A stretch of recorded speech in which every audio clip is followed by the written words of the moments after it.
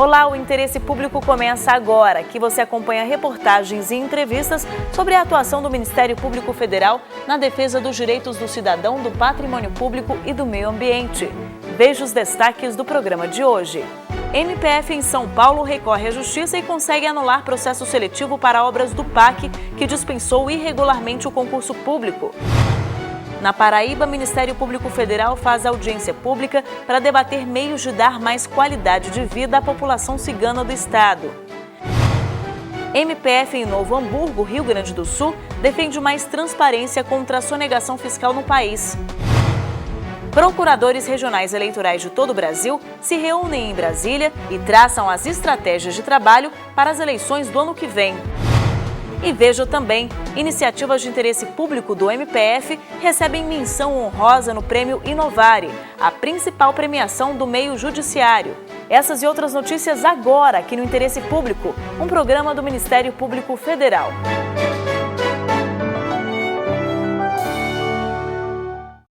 Em São Paulo, vitória do MPF em defesa da igualdade no acesso ao serviço público. O Ministério Público Federal ajuizou uma ação civil pública e conseguiu que a Justiça anulasse um processo seletivo da Secretaria do Patrimônio da União para as obras do PAC, o Programa de Aceleração do Crescimento. O motivo foi a dispensa irregular do concurso público. No total, foram 213 contratações feitas pela Secretaria de Patrimônio da União, todas de técnicos de nível superior. Entre os contratados, 5 especialistas em tecnologia da informação e 106 em demarcação de terras da União. Todos foram trabalhar em obras e projetos da primeira etapa do PAC, o Plano de Aceleração do Crescimento, desde 2008. Na época, o Ministério do Planejamento, que controla a SPU, fez a contratação desses trabalhadores por meio de processo seletivo simplificado, dispensando o concurso público. Alegou que a justificativa para desrespeitar princípios e exigências estabelecidas na Constituição Federal era o aumento na demanda por trabalho do Programa Federal. Com base em denúncias de servidores, o Ministério Público Federal, em São Paulo, ajuizou, em 2008, uma ação civil pública, pedindo que a União suspendesse o processo seletivo. Só que a Justiça, em primeira instância, não acatou o pedido do MP. O juiz achou que estariam presentes os pressupostos que a administração pública poderia contratar assim, até talvez levando em conta a importância do PAC, né? Um programa de aceleração do crescimento, um programa importante, só que é isso que a população tem que ficar bem atenta. Todos os programas são importantes, mas o mais importante é sempre que tudo se faça dentro da legalidade. O Ministério Público apelou e, anos depois, conseguiu uma decisão favorável.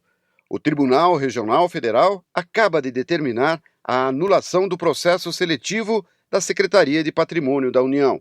O tribunal entende que somente o aumento de demanda por trabalho do PAC não justifica a dispensa do concurso público por parte da SPU. Na sentença, o tribunal lista 2 outras irregularidades. O trabalho a ser realizado pelos contratados não seria temporário e a remuneração que receberiam seria maior quando comparada à de servidores concursados, que desempenhariam as mesmas funções. Toda contratação temporária, ela deve seguir os mesmos padrões de remuneração do restante do quadro de servidores da União. Por exemplo, se eu contrato um determinado servidor para um cargo X, tá, justificando excepcional interesse público e prazo determinado, sua remuneração tem que ser idêntica àquela remuneração do efetivo. Foram 5 anos até que a suspensão das contratações consideradas irregulares e ilegais pelo Ministério Público fosse decidida pela Justiça. E ainda assim, a União pode recorrer em instâncias superiores. Até sair a nova decisão, muitas das obras podem até terem terminado e os trabalhadores terem sido dispensados. Quanto a isso, pouco dá para se fazer agora. Mas para o Ministério Público, o importante é que uma fraude no concurso público foi desmascarada. Mais do que necessariamente a coisa punitiva, né, de punir, se tem improbidade, se não tem, o mais importante é realmente que os gestores eles internalizem essa importância da observância da legislação, que qualquer que seja, mas a gente tem que entender que o gestor precisa, muitas vezes, ter esse cuidado, essa cautela para poder fazer tudo corretamente. A ONG Contas Abertas, que acompanha de perto os gastos do governo federal, aplaudiu a decisão da Justiça de suspender as contratações sem concurso público feitas pela SPU. Não se justifica, nem mesmo nas obras do PAC, que existam contratações sem concurso. Eu digo, sobretudo, na véspera do ano eleitoral, em que você abriria uma brecha para que fossem contratados apadrinhados políticos. Achei absolutamente correta essa decisão, até para se preservar essa obrigação do concurso na admissão de funcionários da administração pública federal, estadual ou municipal. A Secretaria de Patrimônio da União confirmou ter realizado o processo seletivo simplificado para a contratação temporária de técnicos de nível superior em várias áreas, principalmente engenharia. Desde a retomada da democracia, o Brasil tem avançado muito no aperfeiçoamento dos mecanismos de transparência e controle dos gastos públicos. O país já ocupa o 9º lugar num ranking de 87 nações, segundo dados divulgados em 2012 pelo Ministério do Planejamento. O Ministério Público Federal em Novo Hamburgo, Rio Grande do Sul, entrou com uma ação na Justiça com um pedido inovador à União. Quer ver disponível na internet quanto cada pessoa jurídica e física recolhe de tributos ao governo federal. O Brasil é considerado um dos países com maior injustiça tributária do mundo. Aqui, a população pobre paga proporcionalmente muito mais impostos que as classes média e alta. De acordo com dados do IPEA, Instituto de Pesquisa Econômica Aplicada, pessoas com renda familiar de até 2 salários mínimos gastam 53,9% do que recebem com impostos e tributos. Já as famílias com renda superior a 30 salários mínimos gastam 29%.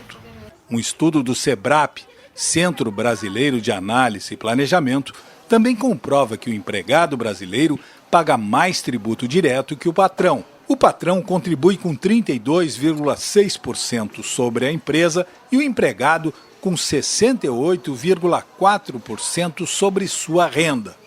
Outro levantamento, feito pelo Sindicato Nacional de Procuradores da Fazenda, mostra que o país deixa de arrecadar 415 bilhões de reais por ano por causa de sonegação fiscal. O valor corresponde a 10% do produto interno bruto. Saber quanto o contribuinte, pessoa física ou jurídica, paga de impostos é uma garantia de transparência e aumento do controle social sobre a sonegação. Foi por isso que o Ministério Público Federal, em Novo Hamburgo, entrou com uma ação civil pública contra a União. O objetivo é pedir que seja informado pela internet quanto cada pessoa física e jurídica recolhe de tributos à União. No Brasil, se tributa muito mais o trabalho que o capital. Isso é estatístico. Há uma injustiça tributária. E segundo, não cobrar de quem deveria pagar, ele comete esse deslize e esse desvio. E exatamente deixando claro para todos quanto cada um recolhe para o fisco, para o governo, para o erário, então, a partir disso, essas injustiças vão começar a minimizar. O caso de Reiki Batista foi citado como exemplo no texto da ação do MPF, encaminhado à Justiça Federal de Novo Hamburgo. O empresário era tido como um dos homens mais ricos do mundo até março de 2012, com patrimônio avaliado em mais de 75 bilhões de reais.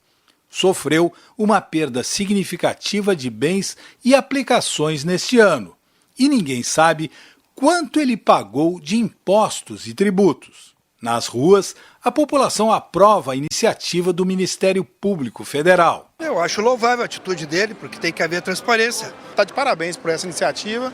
Eu espero que mais pessoas que tenham um poder de decisão possam juntar a ele para que a gente possa colocar isso mesmo às claras, para que cada cidadão possa saber o que está pagando e para onde vai esse imposto. Para este economista da Fundação Gaúcha de Economia e Estatística, especializado em questões tributárias, a medida pode garantir mais transparência e eficácia ao setor.